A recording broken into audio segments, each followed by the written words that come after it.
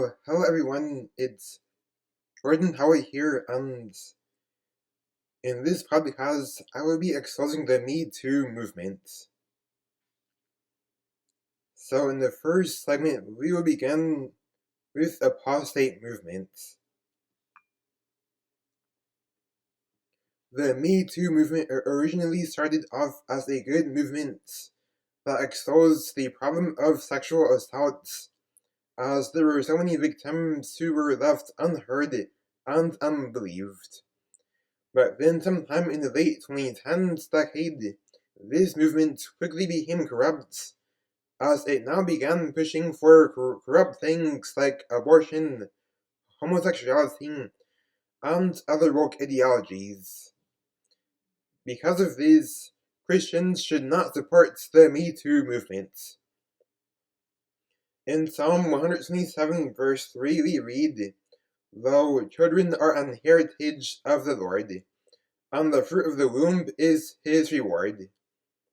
Romans 1:26-27 says, "For this cause God gave them up unto vile affections, for even though women did change the natural use into that which is against nature, and likewise also the men, leaving the natural use of the woman, burned in their lust one toward another, men with men working that which is unseemly, and receiving in themselves that recompense of their error which was meet."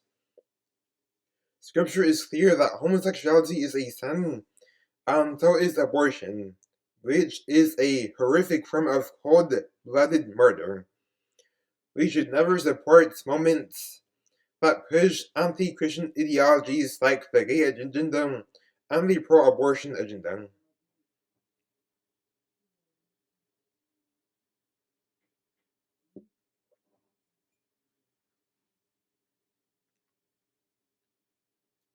The next segment, feminism has destroyed society. The Me Too movement quickly went from being a good movement to being a corrupt feminist movement.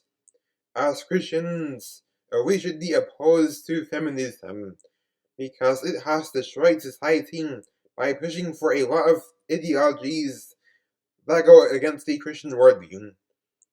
Just because the culture pushes for something doesn't mean that it's okay to do so. We must obey Jesus and not our culture, for we follow Jesus and not culture. We must always stand for biblical truth even when it becomes unpopular, like it has over the past decades. Acts 5:28-29 says, saying, "Do not we strictly command you that ye should not teach in this name? And behold, ye have filled Jerusalem with your doctrine, and intend to bring this man's blood upon us." Then Peter and the other apostles answered and said, "We ought to obey God rather than men." Feminism is very evil, and it has been such a cancer on our society. Do not believe in any feminist ideologies, because all they do is train wreck our society. The third segment. We should be against sexual assault. As Christians, we should be against sexual assault, as that is a heinous, lustful sin. But we must distinguish the difference between being against sexual assault and supporting the Me Too movement. Supporting the Me Too movement means supporting the woke nonsense that they push. On the other hand, being against sexual assault means being against a horrific evil that has harmed many people over the years. The final segment will deliver some tips on how to help those who have been victims of that horrific evil. In the same way, there's a difference in between being against racism and supporting the Black Lives Matter movement.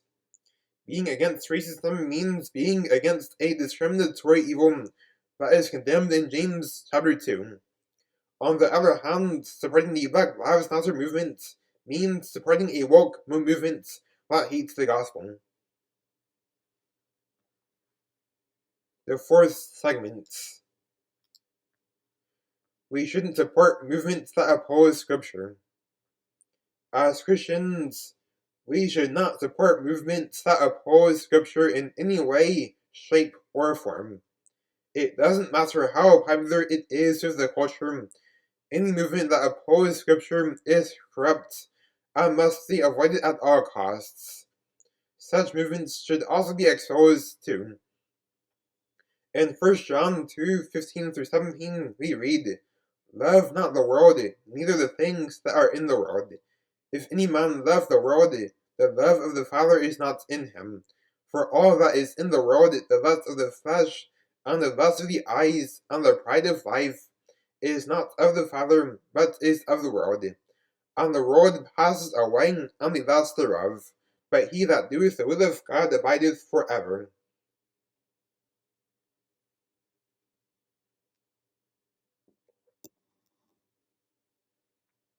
Movements that oppose Scripture are worldly. They are corrupt, and they are not as good as they are often painted out to be.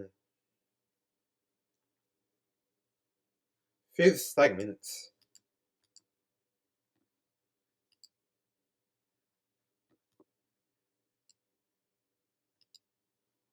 They use discernment with different movements.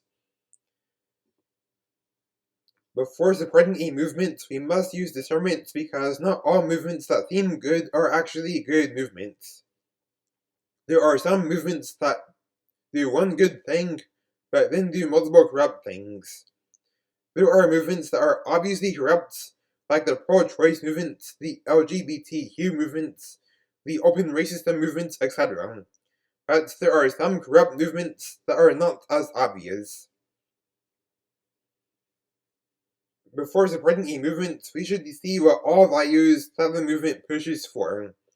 If it only pushes positive, let alone Christian values, then we can support such a movement. On the other hand, if a movement pushes any values that goes against Scripture, then we must be opposed to it. An example of a wholesome movement that we should support is the pro-life movement. The final segment: how to help victims of sexual assault. When you help victims of sexual assault, you should start by telling them that they did not deserve this evil to happen to them. If they feel guilt, then you should let them know that sexual assault is not their fault. You could also point them to support groups where they could find healing, and you should also pray for their healing too. You can help by telling them that they are not alone, and that they can seek the help that they need.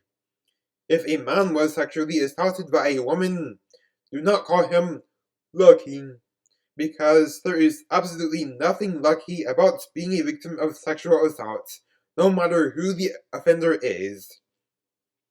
The reason I'm pointing this out is that there were so many cases when male students in school were sexually assaulted by female teachers, and when people viewed the victim as being supposedly lucky, when in reality he was not lucky. Now that is it for this podcast. Have a nice day, and goodbye.